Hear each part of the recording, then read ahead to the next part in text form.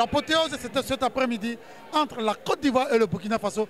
Victoire au final des Ivoiriens sur le score de 2-1. Et nous sommes avec notre confrère du Burkina Faso. Bonsoir, vous allez vous présenter? Bonsoir, Émile Kabouré, journaliste sportif à la radio-diffusion télévision du Burkina. Alors, comment vous avez vécu ce match? C'est une rencontre qui a débuté donc sur des chapeaux de roue. Vous avez bien vu comment les Burkinabés ont démarré la rencontre et c'était une belle entame.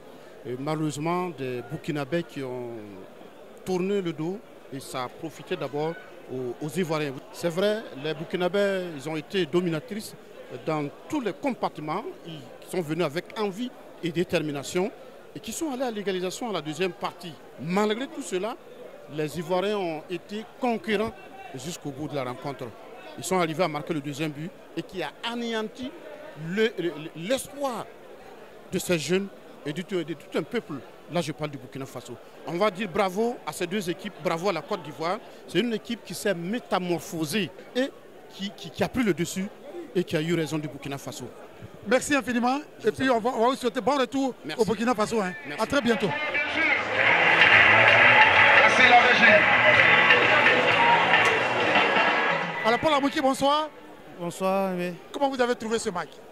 Ouais, ça a été une finale proprement discutée. L'affiche elle était belle. On a vu une équipe assez sereine des éléphants de Côte d'Ivoire qui a plus ou moins bien abordé la rencontre malgré, on dirait, la très bonne entame des rencontres des Burkinabés.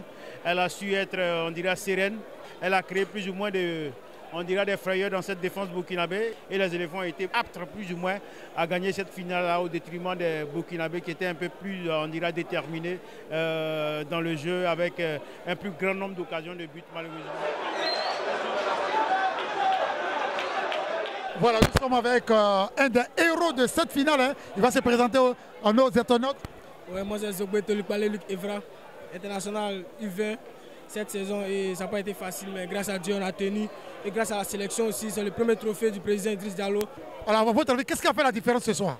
Ouais, c'est l'état d'esprit, hein, parce qu'on était déjà motivé depuis le début et on a perdu contre eux le premier match et on venait très en force contre eux afin de pouvoir remporter ce match. La Côte d'Ivoire a remporté la deuxième édition du tournoi UFOAB des U20 hommes donc, commencé le 7 juillet dernier. Rite donc sur ce tournoi. Merci infiniment et à très bientôt.